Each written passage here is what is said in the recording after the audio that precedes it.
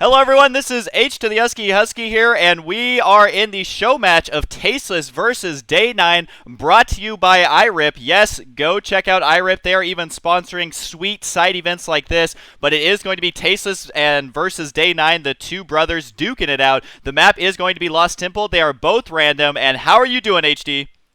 Doing good. I can't wait to get this game underway. It is going to be on Lost Temple, and I'm so excited to have Day9 and Tasteless duking it out because they are brothers, and they are both. Oh, now Pain users lagging out. Awesome.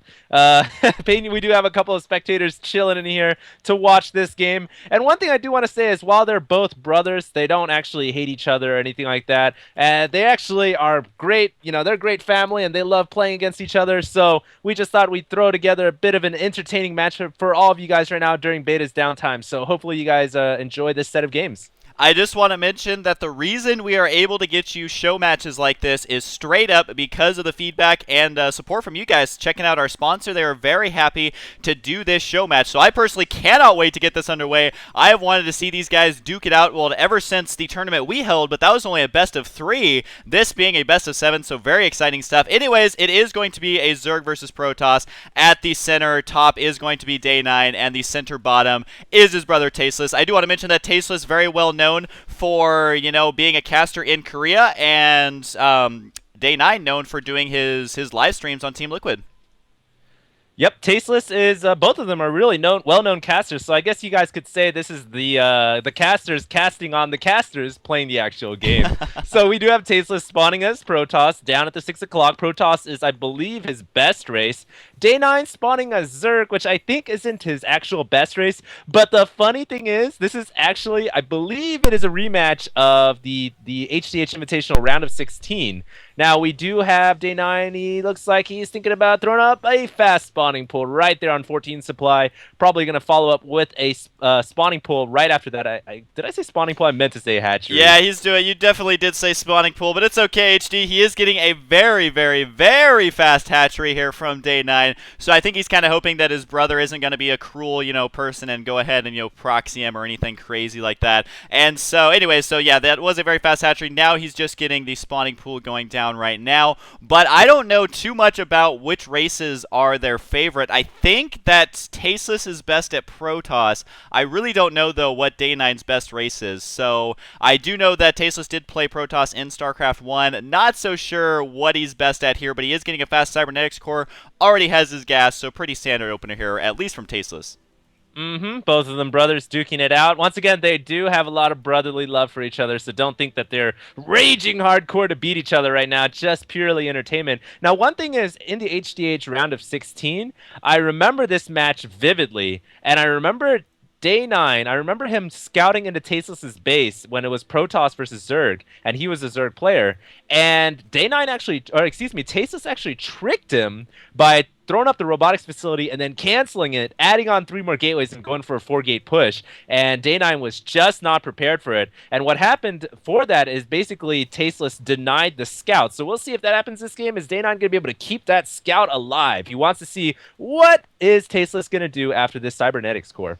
I think the drone should be able to stay alive here for a little bit. It's so much easier to control scouting workers, especially in the early game, than it is in StarCraft 1. You can just tell them to scout a whole bunch of different ways, and you can keep this drone alive for quite a while. There is a stalker on the way, though, and then that is going to spell the death of this of the drone, rather, as soon as that stalker pops out. There he goes. Now that drone, his days are numbered, but that just allows him to know exactly what's going on. And you did mention the game from the HDH. That was a pretty good timing attack there from Tasteless in that game. I don't know if we're going to see the exact same thing, because I don't know if the same trick works twice, especially when you're playing against your brother. But there is going to be 4 gateways total going down, so I mean the one's already done and then 3 more on the way. So it does look like he is going to do an early aggressive build, but he wasn't trying to trick his brother into it. He was just waiting until the scouting drone was taken out.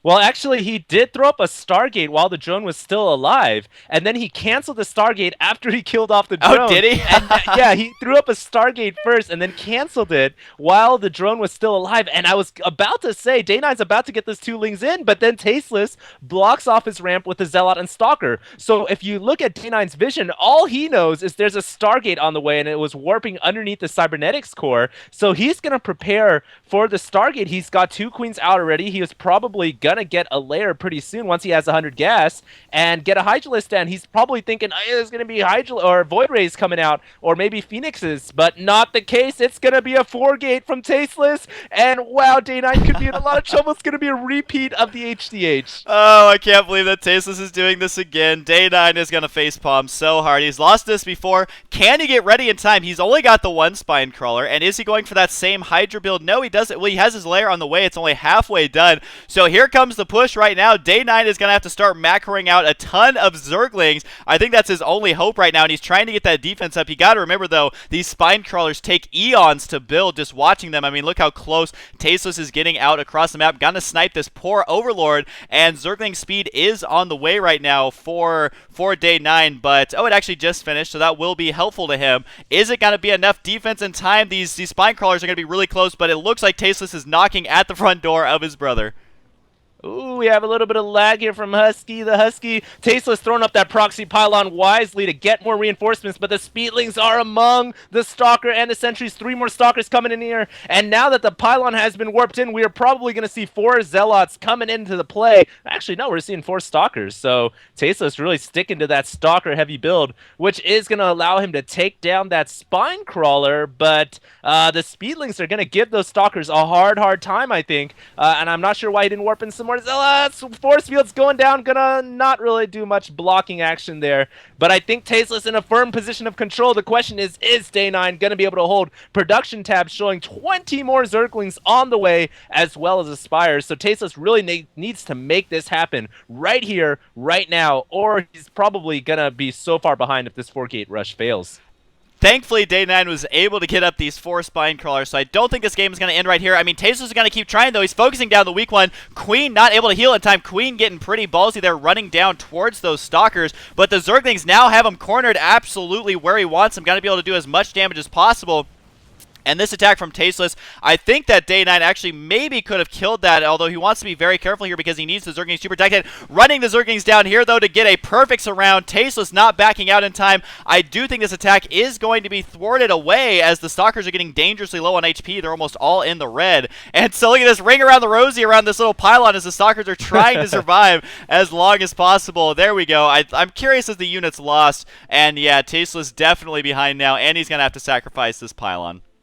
You know what? If Tasteless had warped in some more Zealots to complement that Stalker-heavy army, I think he would have been able to take that right there. Stalker-heavy army, I think he would have been able to take that right there. And that's why I kind of question why he warped in 4 more Stalkers when the pylon warped in. So that's a bit curious to me, but now Day9 firmly in control of this game. He does have a lot of Speedlings. He's going to run right by the main ramp. No, he's going to allow his brother to block it off. Oh, now his Zerglings are never going to get in there.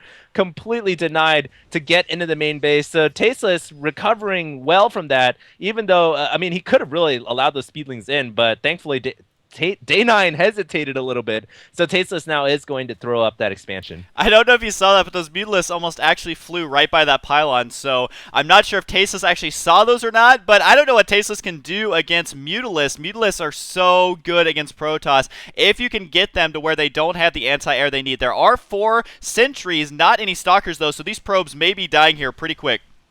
Yeah, well, he does have Warp Gate, so he can definitely warp in more sentries if he needs to. The cooldown now almost coming off of cooldown mode. Now, if the sentries throw up that Guardian Shield, I think they'll be able to do just fine. But if Day9 micros efficiently, then he might be able to out-micro these Stalker, or these sentries. More sentries getting warped in right here for Tasteless, which is wise, and I think he's going to fend off this Mutalisk harass right now. And if Day9 doesn't do some crucial damage with these Mutalisks, then I think that the game is going to pretty much par out and even, because really you can't invest 600 minerals, 600 gas, and not do any kind of economic damage, which is he's doing pretty good right now, getting a couple of probes here and there, and the income tab showing, wow, Day9, 40 drones over 21 probes. That's a huge difference in economy. This is always one of the least fun positions to be in as a Protoss player. Now, he is focusing down the Mutas fairly well. Oh, man, double the reinforcements, though, just showing up. So there we go. Tasteless got a GG. He tried to do a 4-gate attack there, and it didn't quite work out. I think that Day9 was more than amply prepared. So anyways, we're going to go ahead and go on to the next game, and we'll see you guys next time. And thanks for IRIP, our sponsor, once again. And so, yeah, let's go on to the next game. I think we're gonna get the players in here to do a quick interview, right? Oh yes, you are correct. If we can add them to I guess we have to conference call them. All right, so okay, so that game was Zerg versus Protoss. Day9 was spawning as Zerg, and Tasteless was spawning as the Protoss. And one thing I want to ask you guys is, what is your strongest race? I'll let Sean go first, and then Tasteless can talk about it. I'm just curious in StarCraft 2, because most people know what you played in StarCraft 1, but they may not know for StarCraft 2. Yeah, I mean, I guess Terran would be my strongest race. I like Terran versus Zerg a lot. I think Terran versus Protoss is probably my best matchup. But generally, it's my matchups that are better than the race. Like, I think my Protoss versus Zerg and Terran versus Protoss are my two best matchups. Okay, cool. Nick, do you have anything to add on? What do you feel like your best race is in StarCraft 2? I think same as Sean, where it's mostly the matchup, not just the race. For instance, actually, my Protoss versus Zerg is one of my least strong matchups. But yeah, I mean, I think it really just depends on the matchup, as well as the map, actually, too. So it's kind of tough to say. Okay, Cool, so cool. yeah, So- we yeah, were go on the ahead. map Lost Temple. How do you guys feel about that map? I mean, we were kind of reminiscing about in the HDH where you threw down, if you guys recall, where you threw down the Robo Bay and then canceled it and went for gate. And this time it was a Stargate, and I was just yapping on like, oh, he wouldn't do that again. And then, so I guess this one's directed at you, Nick. So do you have a lot of success with like the canceling tech and then going for gate once you deny scouting, or because we've seen you do it twice now? Well, you know, one thing about random versus random is if you get Protoss and you always make the pylon in your main, unless you see an Overlord right away. And normally fast expanding against Zerg is a little bit better, so your options aren't that many, I guess you could say. So what I tried to do there is I figured that if I made it look like I was going to rush to a Void Ray or maybe a Phoenix, it might force a different response from Sean. But I think one of the problems with my rush, I think he probably would have held it off anyways, but I should have force fielded on the Zerglings, not I was trying to catch them so they get stuck behind the sunken colonies at one point, and that really messed stuff up. And I also should have stopped rushing sooner and backed off, because I could have made some zealots and expanded and still held off the mutas. So I basically overcommitted. But yeah, basically the strategy is that I try to make him respond in such a way that he'll end up with the wrong units and the wrong army composition when I attack. Okay, Right, and the thing about Forgate is it's kind of tough to recover from if it does fail. It can be tough. I feel it's pretty good. I mean, you can always just stop making back units. off. Yeah, you just back off. What I did is I kept attacking, so I was losing too many units. I mean, there was a point where I was thinking, I don't know if this is going to work, but let me try one or two more times to go in there. And I know I kept sniping the sunken colony that just wouldn't die. So that was also part of the problem. So I don't know if it's impossible to recover from, but it definitely doesn't let me develop in a healthy way in the mid game and late game. Right, because But, I I was mean, watching. you I was can- watching the harvester count, and just even before the Mutalisk struck, I think you were maybe down like a good 15, maybe 10 to 15 harvesters. So Well, that's you probably stop in accumulation with the fact that he fast expanded too. No, well, what you do is you stop making probes at 16. You don't need to make more probes after that because you're not getting many more minerals. You only need 2 on each patch. So what you do is you just stop making probes so your rush is stronger. And then when you expand, you start making probes again. You have all this charge saved up. Okay. Okay, yeah, that's definitely a good tip. And we also, I mean, we saw it work. We saw it, you were talking about having Sean get the wrong units. And if you guys haven't seen that game in the HDH, yeah, I don't want to spoil it, but the attack definitely does. It goes a lot differently because Sean went a different tech instead of the kind of Zergling Muta, which we've seen a lot in PvZ lately. So, yeah, that was a pretty interesting game. And do you have any other questions, HD, or should we move on to the next?